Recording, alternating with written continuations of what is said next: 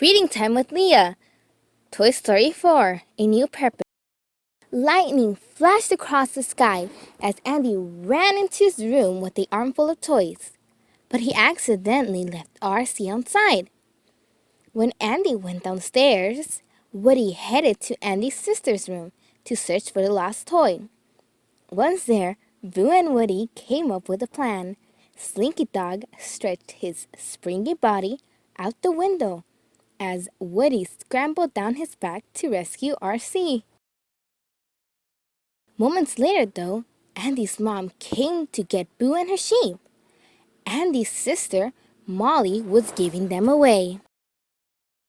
Woody snuck over to Boo as she stood in the cardboard box. He wanted to help her escape and take her back to Andy's room. But Boo was ready to go. Years passed, and eventually a much older Andy gave his toys to a little girl named Bonnie. She loved them as much as Andy had, but things were different for Woody. He wasn't the favorite toy anymore. When Bonnie was ready for her first day of kindergarten, Woody decided to go with her, just in case she needed him. When she got upset at craft time, he came to her rescue and brought her more art supplies. Bonnie used her imagination to put them together to make a new friend, Forky. She even wrote her name on the bottom of his foot, just as she had with Woody. To Woody's surprise, Forky came to life, just like the other toys. Back in Bonnie's room, Woody introduced Forky to Bonnie's other toys. Bonnie made a new friend in class, he told them. She literally made a new friend. Everyone, I want you to meet Forky. But wide-eyed Forky was not interested in being a toy.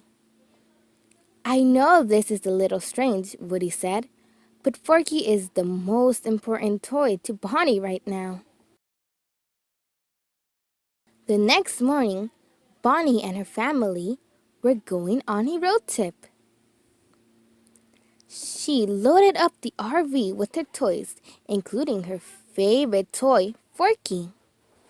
One evening, Buzz Lightyear broke the news to Woody that Forky was climbing out of the moving RV.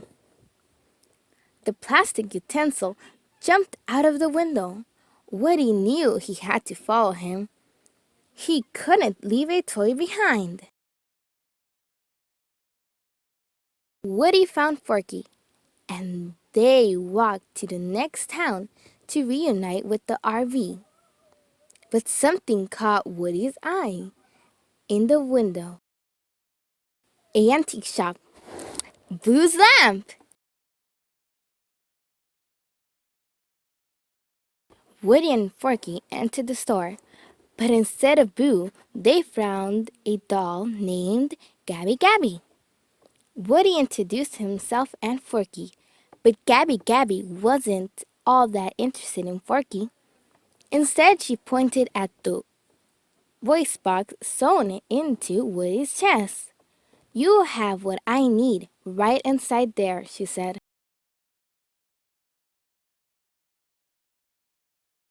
Woody quickly escaped to the playground, but without Forky. Before he came up with a plan, a busload of campers overran the playground. In the middle of the mayhem, Woody spotted Boo Pete and her sheep. She was part of a group of toys that traveled around to find kids to play with. Two friends couldn't be happier to see each other. Boo even agreed to help rescue Forky.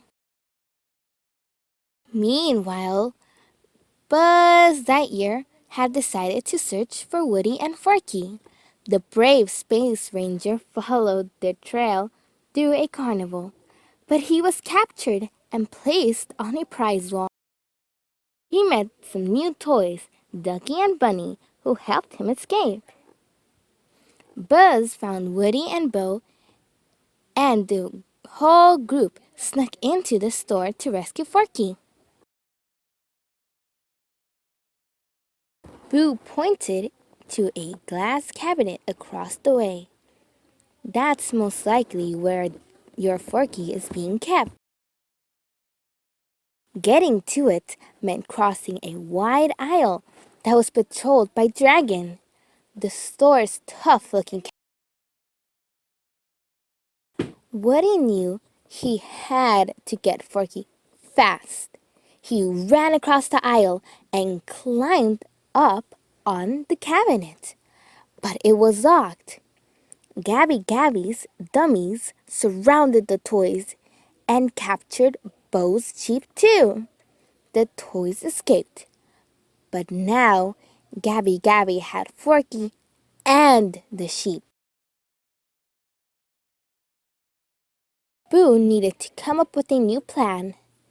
She took Woody to meet Duke Kaboom, Canada's greatest stuntman. Boo thought Duke could jump across the aisle to the cabinet and rescue Forky and her sheep. But Duke wanted no part of it. He remembered how he disappointed his kid when he failed to make a big jump. That was a long time before, and Duke hasn't jumped. Be the Duke you are right now, Boo encouraged, the one who jumps and crashes. But Duke didn't make it. He crashed right into Dragon. Woody urged everyone to try again to help him rescue Forky. But the toys were banged up and hurt. Boo was upset.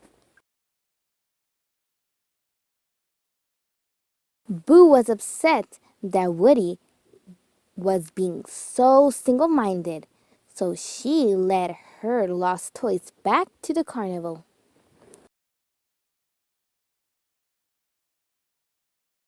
Woody went back into the store alone to find Forky, but instead came face to face with Gabby.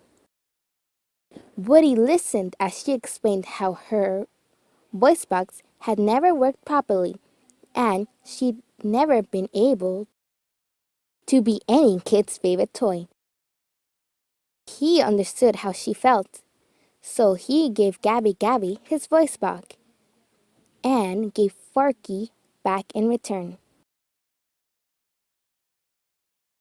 Woody's voice box was the perfect match for Gabby's record. Now it was time to find a kid for her to love, but Gabby wasn't sure any kid could love her. Right now, Woody said, I'm an old raggedy doll that's been lost, chewed up, burned, ripped apart, thrown away, forgotten. Who understands just one thing? I was made to help a child, any child. Woody encouraged her to be who she really was, while Boo helped her find a perfect little girl for her. She found someone who was lost and needed a friend. It was a perfect match. Woody and the other toys made their way back to Bonnie's RV. Everyone was happy to see Woody, and he even happier to see Bonnie reunite with Forky. He had done the job he was set out to do. It was then he realized that there were kids and toys everywhere who would need his help.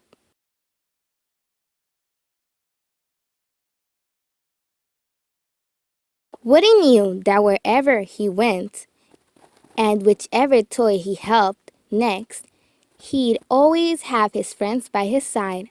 They were partners now and to infinity and beyond. The end.